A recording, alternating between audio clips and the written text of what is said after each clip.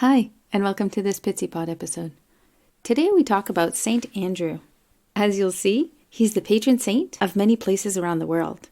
We're going to focus on Scotland and their story because we have a lot of information on the subject. As you undoubtedly noticed, not all topics here are Canadian, but I am. I'm Rosie. I'm a francophone from Canada, and this is my podcast. Time for some history, hey?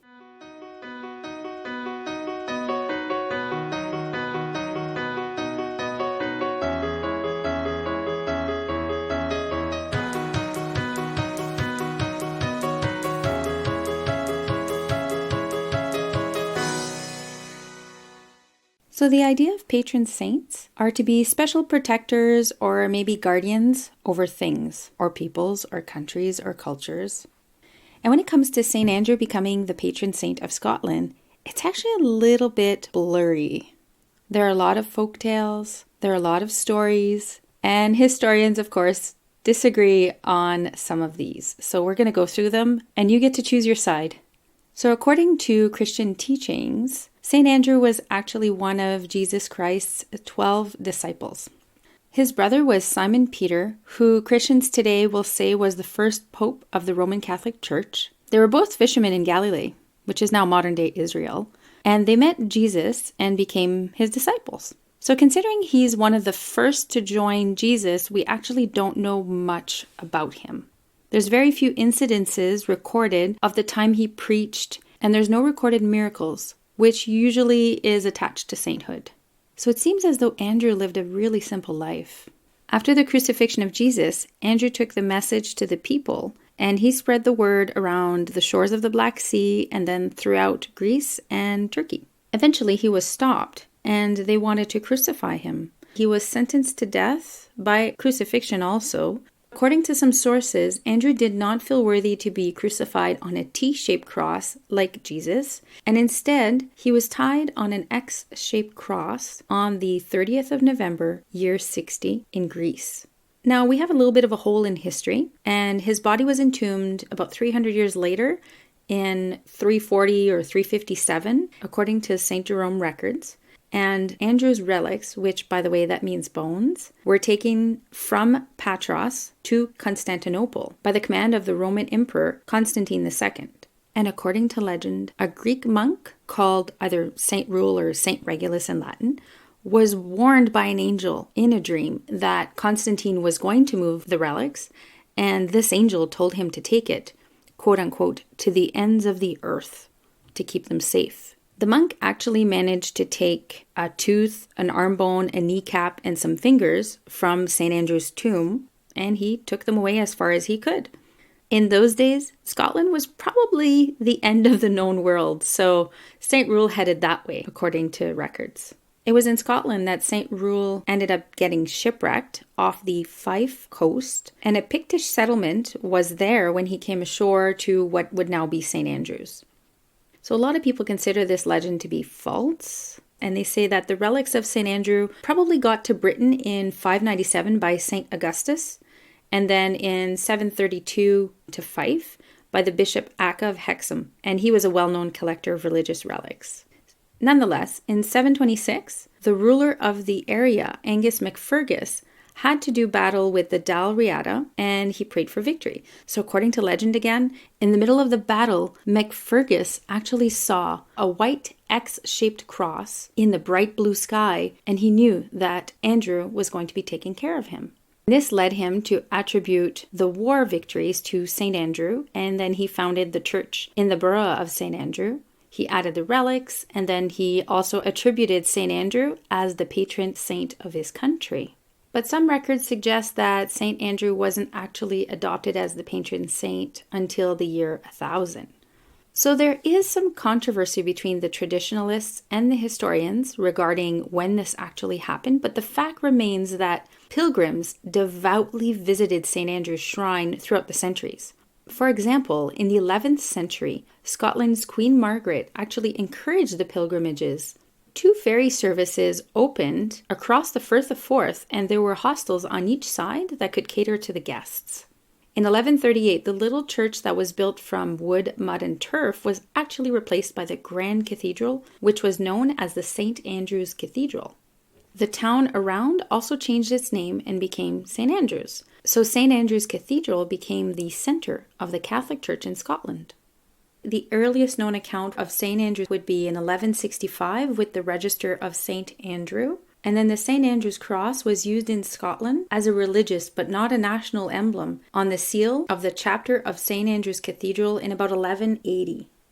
And from then on, St. Andrews was used on all official seals in Scotland, sometimes with the lion rampart, which was the heraldic symbol of the Scottish crown.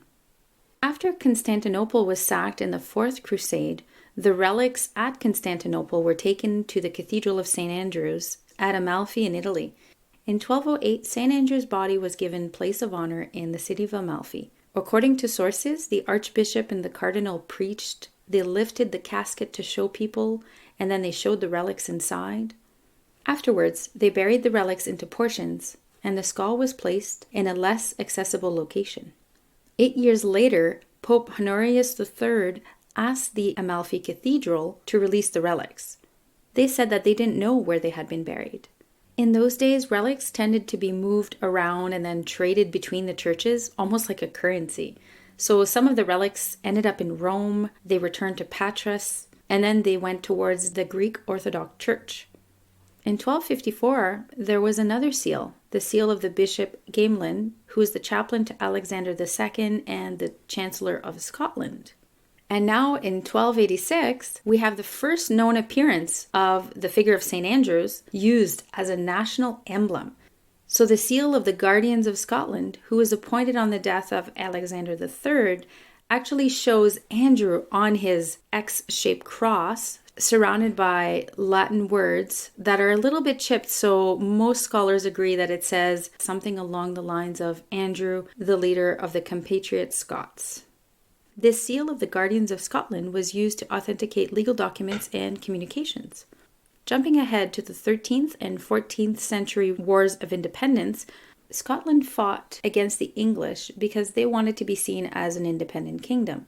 So Pope Boniface instituted a papal bull in 1299, and he asked Edward I of England to end the war against Scotland and reminded Edward that Scotland was converted and had the unity of Christian faith, and they had the relics of the Apostle Andrew.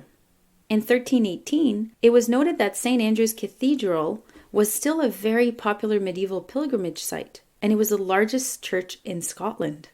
If we move to the Declaration of Arbroath in 1320, it says that St. Andrew is the first to be an apostle. This declaration is written in Latin, but there's some really good English translations if you're interested in reading it. At the time, it was sent to the Pope by King Robert the Bruce and the Scottish noblemen. They stated that they wished to be peaceful, free men. They wanted to be independent of the English rule. Many consider this to be one of the most important documents signed, being that it was the first ever declaration of independence by any nation, and it contains very advanced ideas in the area of nationhood and kingship. And it also refers to St. Andrew, which is really interesting. In 1385, the Scottish Parliament decreed that every man fighting for the Scots would have the white St. Andrew's cross on his jacket. So essentially, it was the saltire, which is that X-shaped cross that was the badge of the Scots. And when it came to coins, it was in 1390 that St. Andrew first appeared as a national symbol on a 5-shilling piece that was minted during the reign of Robert III. And at some point in the 15th century, it is said that St. Andrew's relics were taken to Rome and they were enshrined in St. Peter's Basilica. Interestingly, the navy was at its height during the reign of James IV of Scotland, and their flagship, called the Great Michael, which was built in 1511, was considered to be one of the greatest ships of the time. And in 1513, they spent so much money on the main standard for the ship. The flag on the ship appeared to have the St. Andrew's cross on a blue background, as well as the red and yellow with the royal badges of the Red Lion and the White Unicorn. As many of you know, the Union of the Crowns was in 1606 when James VI of Scotland became James I of England. And he combined St. Andrew's white saltire on the red of St. George's cross to create essentially the British flag that was known as the Union flag. And in 1707, the Act of Union between England and Scotland required a new flag, and Queen Anne decided to continue with James's design. In the 16th century, Scotland was in the middle of the Reformation. There was bloodshed and many artifacts were destroyed. The reformers actually wanted to stamp out what they called Papist idolatry. So they smashed and defaced many Catholic images, relics, icons, and lots of things in medieval churches. Somewhere along that point, some of the relics were most likely destroyed. In 1801, the Cross of St. Patrick from Ireland was added to the Union flag. And that's the flag you might recognize today, the flag of the United Kingdom. In 1879, the Archbishop of Amalfi sent a piece of St. Andrew's shoulder blade to help reestablish the Roman Catholic Church in Scotland. And then in 1969, Pope Paul VI donated more relics to Scotland. Now you might wonder why St. Andrew's Day is celebrated in Scotland. Funnily enough, it didn't actually start in Scotland. In 1729, some wealthy Scottish immigrants living in the United States created St. Andrew's Society of Charleston in South Carolina. Apparently, this is one of the oldest Scottish society of its type, and they became famous in their region for all the work they did assisting the orphans and the widows of the area. Eventually, Scotland joined in and started celebrating November 30th. So a big part of this celebration in Scotland is food. Some of the traditional dishes might include Cullen skink, haggis, lamb, neeps and tatties. Apparently they also have ceilidhs, which are get-togethers with music, and they might do dancing and storytelling. And now you might wonder, St. Andrews is the patron saint of Scotland, but what does he represent? Because it seems as though all saints have a function. So his sainthood is to help fishermen, fishmongers, rope makers, singers, pregnant women, and he's also said to offer protection against sore throats and gout. He's not just the patron saint of Scotland, as I had mentioned in the intro. He's the patron saint of Romania, Russia, Ukraine, Poland, Barbados, Greece, Italy, Malta, Portugal. And another cool tidbit is that he's the patron saint of the U.S. Army Rangers. In Romania, their celebrations center around St. Andrews being the protector of wolves.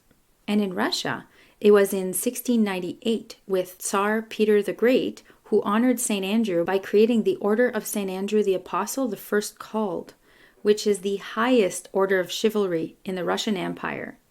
It was only awarded for the most outstanding military or civilian merit.